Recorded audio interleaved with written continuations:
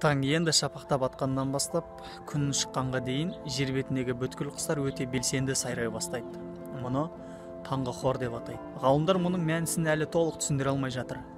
Әр түрлі болжамдар бар. Біреулері таңертең күн салқын болғандықтан құстар жылыну үшін сайрайды десе, енді біреулері таңертең жәндіктерге аңшылық қылу мүмкін болмағандықтан құстар жай ермек үшін сайрайды деп топшылайды. Мысалы, америкалық орнитологтардың зерттеуінше, құстар 5 нотадан тұратын әуенді әртүрлі диапазонда әрбір 10 секундта қайталап отырады екен. Бұл расымен де керемет құбылыс. Дәл осы уақытта қораз да қоқылдап шақыра бастайды.